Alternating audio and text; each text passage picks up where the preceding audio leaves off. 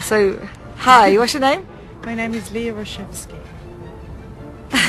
Excellent. Tell me, Leah, what do you think, Lee?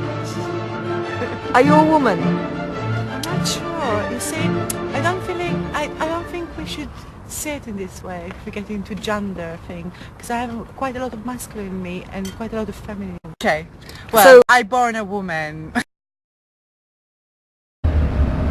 is a woman? A woman's got what I got really angry about in a bunch of those motions because people said female instead of Yeah. and I think we need to know the difference. I would say, well, that's a tough one. I don't know what to say. I don't know. God, that's a good question, because you see, the way my mum saw it as like someone who stayed in the kitchen and cooked, the way I see it, I'm quite a feminist, so I don't know, I don't see myself as a slave to a man like the way we brought up, in a sense. And I want to create my own future, and I don't think I should necessarily have kids or be with a man, in a sense.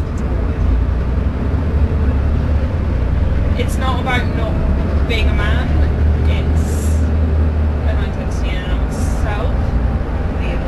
I'm more than a woman if I'm not with a man. It's an identity usually associated with being female. It's about having been socialised in a particular way and decided to stay there. Social construct.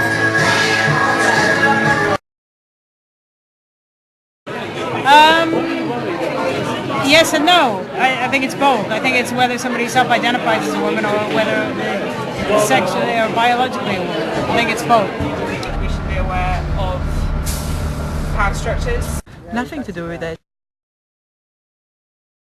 Heteronormativity is the model that is set out to us by society of how a man should be, how a woman should be, and how they should interact with each other. And like that model says that, like, you know, men should behave as butch and strong and as the providers, and women should behave as you know, effeminate and meek and, you know, the life givers, and that the interaction between each other should be, you know, the man has the power over the woman, and that's the definition of heteronormativity. The heteronormativity is just trying to conform to what the majority of the people want in society and how you should act along the essential gender lines. Queer is everything that doesn't conform to that. So queer is people who say, I don't want to be that kind of man, I don't want to be that kind of woman, I don't want to be a man, I don't want to be a woman, I don't want to relate to women in that way, I don't want to relate to men that way. Queer means pretty much the opposite of heteronormativity. I think queer is an identity. Performance is done intentionally, performativity isn't. Performativity is like repetition of acts which we often don't even know we're doing, which are laden with gendered, if we're talking about gender performativity, but laden with ideological meaning, and by us repeating them over and over again, they become more and more laden with that meaning. By us repeating them in particular contexts, and not questioning.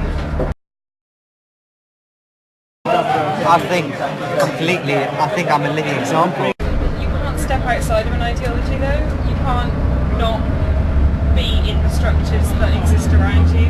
You can respond to them, you can be in opposition to them, but you're always in relation to them.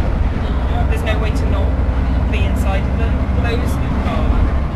The acts which are loaded, those performative acts always exist. It's just whether the person performing them or the ways in which they're being performed actually fit with heteronormativity. So you can't get outside of it, but you can disrupt it and you can show it to be false. That's a good disruption to it. Well, it seems to be, it's a kind of a parable that reflects an inequality that was going on in society at the time.